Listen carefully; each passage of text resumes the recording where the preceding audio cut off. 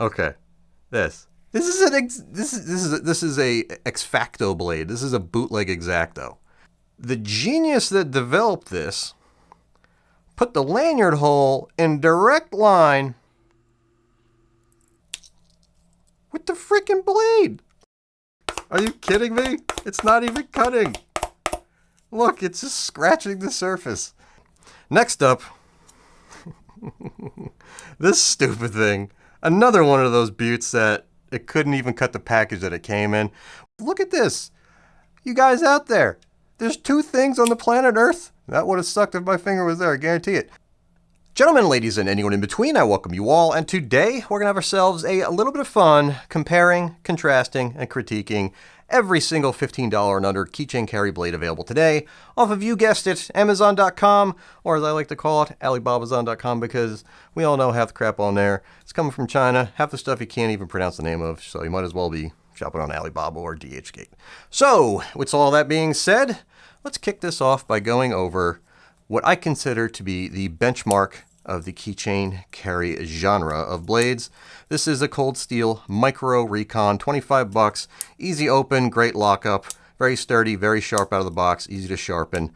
Never let me down. One hand operation with a lanyard, one hand operation without if it's on a ring. Great knife. What I'm measuring, everything else up against. So let's get that out of the way. And I think the best place to start, let's just go over the worst knife on the table. And for me personally, one thing a knife has to do is not cut you when you're not using it. To me, that's the most important thing. You can sharpen a knife, you can turn a spoon into a razor blade, but if the knife cuts you when it's not supposed to, it's a piece of shit. So that award goes to one of my favorite companies. This thing here, I haven't even carried it that long, and look at this. Look at that. The spring retention is not enough to bring it back to the closed position. And I'm not really faking it. I'm not trying to over embellish this, but it just, if you compress that spring enough right before it locks up, it'll close. But when it's closed and it's in your pocket and it's jumbling around with everything else, it kind of gets stuck. And this button here, this isn't like a release. Like, you don't need to hit this button to push it outwards. So it doesn't really have a good safety. I don't know if mine's a defect or what, but not happy at all whatsoever. And on top of that, it's not that sharp of a razor blade to begin with. Look at this. You guys out there, there's two things on the planet Earth, that would have sucked if my finger was there, I guarantee it, that you don't put your finger on and go against the grain of the blade like this. An X-Acto blade and a razor blade, a box cutter blade. And I'm able to do this with this barely even used knife. One of my favorite companies, this thing here, whenever I look at everyday carry knives and stuff like that, what I want is a knife I don't have to worry about what I'm cutting on. Like my cutting surface, if I'm cutting a cardboard box over concrete, I don't want to worry about, destroying my $300 Strider's edge and having to put a new bevel on something that I just folded the edge over because I cut over concrete. These things are spectacular. You just push this stupid little button down, the blades come right out. You buy a 6-pack of blades, they'll last you a while. Great knives. This thing, it's just bad. Cool looking. It's got the little Phillips head down here. It's got the flat hub, it's bottle opener, blah, blah, blah, blah, blah. It's got a good belt clip, nice lanyard hole. But this is what gets you. And it got me pretty good the other day, which sucks. That actually kind of hurt because it's a freshie. I fish saltwater a lot. If I'm chunking bunker, if I'm dealing with fish slime, I'm dealing with goose poop on rivers, I'm dealing with shmoo that's on fishing line all day. Last thing I want to be doing is super gluing my cuts closed and all that kind of good jazz because a knife that was in my pocket that wasn't even being used. So that is the turd of the table. And it's with that being said, let's move on. We'll go to another turd.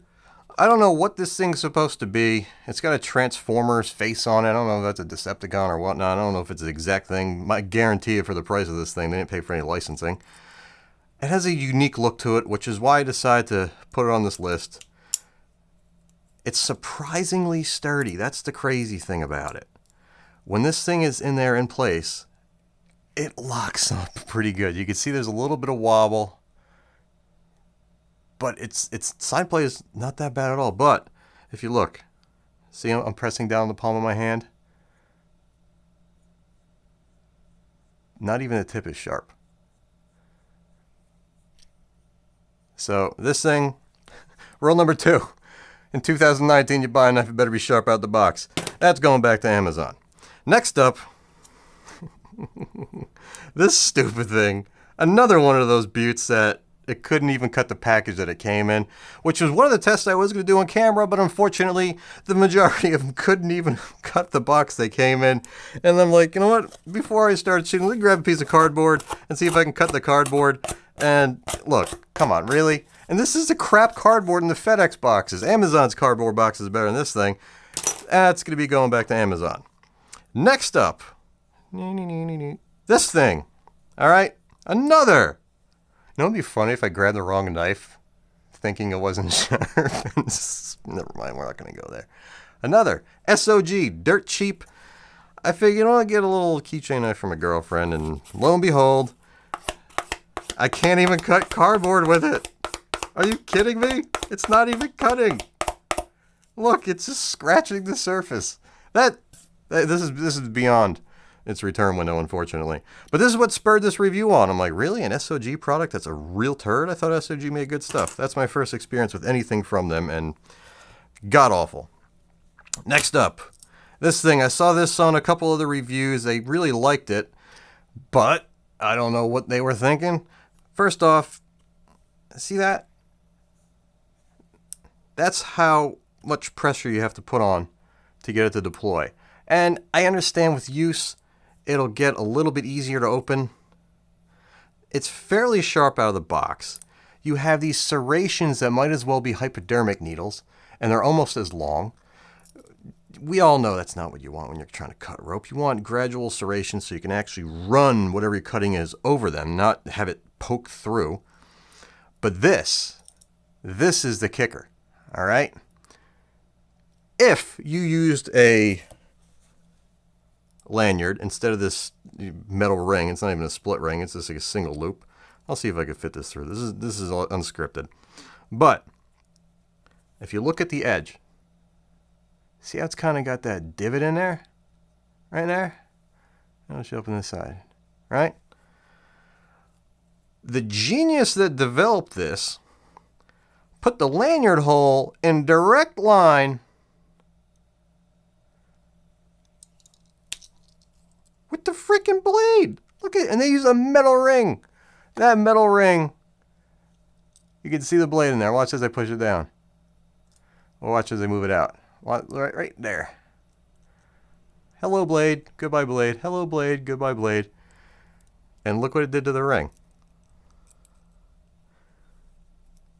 Come on. Where is it? There.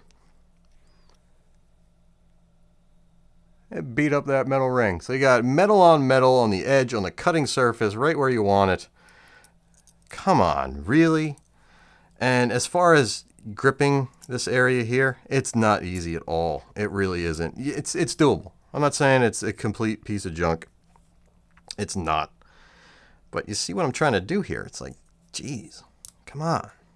Really? It closes pretty sturdily, but if you look, there's no real positive detent on the way back in. Watch. Usually they'll like go the rest of the way. There's no detent there. So gradual. If I can return it, I will. Next up, this guy here. Now we're going to get to the blades that are somewhat functional. And if I'm going to recommend a knife for under 10 bucks, this thing here. I think I had one of these like 20 years ago. If this is the same brand, it rang a bell when I ordered the Bartech Pro. It has a great design in terms of how the serrations are formed. I'm not going to run my finger over this one because it's pretty darn sharp. It's got a pretty sturdy lockup. It's not the best. I mean, it's a $6 knife. What do you want? It closes. It stays closed. The lanyard hole is clear. You're not going to be cutting your lanyards if you decide to use lanyard. You're not going to damage the blade if you use the key ring. And it's a knife that if you bang up the blade, just throw it out and get another one. It's literally the cream of the crop in the disposable knife territory. The only reason why I really like it better than this is the one-hand deploy is a little better because it has that thumb stud versus the Spyderco Cara style look here of the Maxim. And if you look, very similar serrations, a little bit different. Both of them are pretty sharp. The Bartech Pro is a little bit sharper. These are keepers. I actually like these. These are actually good for their purpose. A knife that you don't give two shits about what you're cutting over, and you can cut whatever it is you're trying to cut without doing any damage to yourself in the meantime or in between cuts. Now, my favorite mainstream brand of pocket knife has to be Spyderco. However, if you're not putting this thing on a lanyard, it kind of sucks. It's more of a novelty than anything. This is not a lanyard. This is just to simulate one. Because even with the key ring, it's kind of tough to get a good purchase on it. We're talking functional use. We're not just talking sitting on a table and actually blah, blah, blah. I'm going to open this up and show you how it works. When you're actually trying to use it. Now, in terms of its opening and closing mechanism, it's a very sturdy open, very sturdy close. Make sure your finger's clear because there is some momentum that it will gain when it's trying to close on its own. It's razor sharp, not shaving sharp. It's utilitarian sharp, utility sharp. It's got a good point on it. Very sturdy overall. You can see there's no side to side here. I know the knife video guys will lock up. It's pretty. I think this is probably, it's the best looking knife. It looks like a miniature paramilitary. It's a beautiful little knife. But it's a little too small for really anything other than picking the gunk out from under your fingernails or cutting tape on boxes. But it's cheap and it's really cool. I mean, it's not going to be the most functional of the bunch. It's just so damn pretty and it's cute. It really is. I got like cardboard schmoo all over here. It's a keeper. It's definitely a keeper. So we're going to put it here, here, here. Wow, that's all we got for keepers. Now, these things. Remember I said 2 things that you learn when you're a kid you never run your finger over. X-Acto blades and box cutter blades. I kind of forget which one it was. We're gonna go with this one. Okay, this is a X-Facto blade. This is a bootleg X-Acto. It's got a little bit of an edge, but any of you guys out there that work in crafts, that was actually a little bit harder than I wanted to do. Like that X-Actos are like they'll get you. Like it's whenever I'm around an X-Acto knife, whether it's the edge itself or that point is about as vicious as it gets. Not so much on it. Like I'm feeling a little bit, but it's this. We're gonna see if we can see the edge itself. The edge ain't doing much at all. The point will cut it. It's got to be the point. But the problem is the point. It doesn't have any detent to keep it in place. It runs around a magnet. And the funny thing about this magnet, it'll pick up other crap too. Whether you keep, ferrous metals in your pocket, beside your keys, it's only a key ring, so it's going to stick to your keys. I read online that somebody had it picking up schmoo and dirt and stuff like that. I didn't have that issue. But it's just, I can see where there could be some advantages if you travel because you can't have a blade. So you could stop at a hardware store when you're in Paris and pick up a box X-Acto blades to put in your nut carry. Who does that? Who needs an X-Acto knife when they're on vacation? So the fact that this thing doesn't cut worth a damn. If it was a scalpel sharp blade like this thing, like this, I'm not, what I did with this, I'm not going to do with this because then I'll be able to go in the hospital. And it's not a smooth operation. It's got some cool stuff going for it. It's $12. It looks nice. It feels great in your hand. I get it for cutting little, boxes and stuff. If that's what you're going to be using it for, you can do better. But it's kind of cool. And it weighs nothing. and you can stick it on your refrigerator and it'll stay put. If you want a refrigerator looking thing to cut open Amazon boxes, that's all you're going to get. But the second you get to this kind of crap is when it goes downhill. That's what I wanted to go over with this. Because it doesn't have that detent to keep the blade out, when you're going up against these kind of packages, you got to pierce that son of a... And, like, no, it's not going to work. It's just going to fold up. So, got to go back. And this thing here...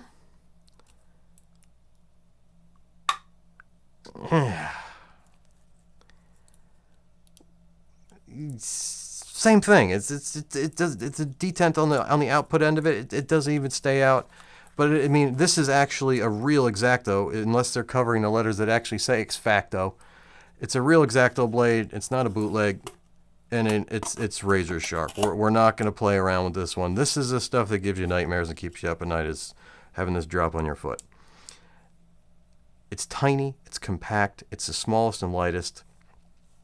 It's very convenient. It'll stick on your refrigerator. This is a keeper. We're gonna go with keep on this one. I wish it had a better detent. It is a little bit smoother operation than the other one, but man, I just, yeah, it's a keeper. That's all I got to say about that one. It'll open up some of those pain in the ass packages like this. It'll get the job done. It cuts, see, it just shaved away that. I mean, and that edge there. It'll do what you want it to do when it comes to those stubborn packages. Now, last but not least, saving the best for last. This is the Kershaw Cinder. Hands down, the most brilliant design out of everything. I will put this up against my Cold Steel Micro Recon in terms of functionality of a blade that you're carrying with you on a keychain. It even has the advantage of having a bottle opener. Now, I don't drink, so that for me, having a bottle opener is not something I could care. I couldn't care less. But what it also offers is a scalpel sharp blade, razor sharp, and it's super easy to sharpen. We're not going to play around with this. This is almost shaving. It is shaving sharp, as you can see. It's not almost. Great amount of purchase. You can really choke up on it, get your thumb on the back. You can drive it into anything that you want.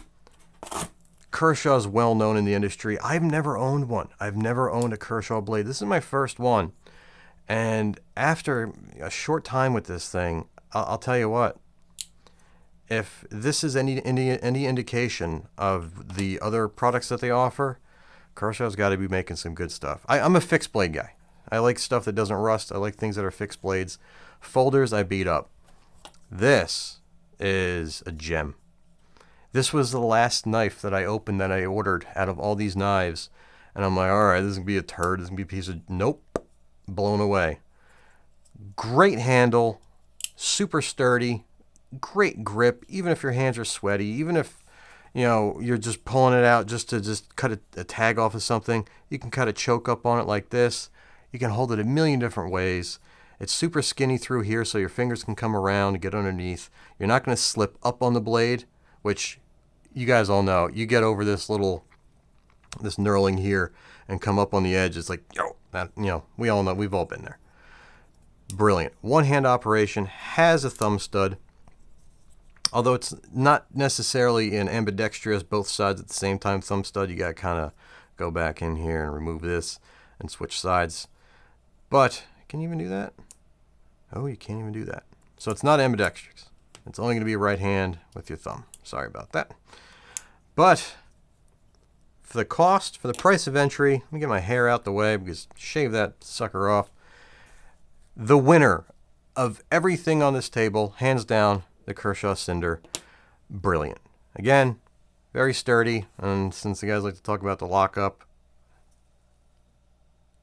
less lateral play than the 5-year Micro Recon that I have. What is this, a liner lock? That's what I considered.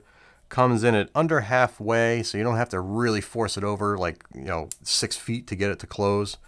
And it has a really nice detent when it's closed. Still in the detent, still in the detent, still in the detent. Boom, fire. And then you can see.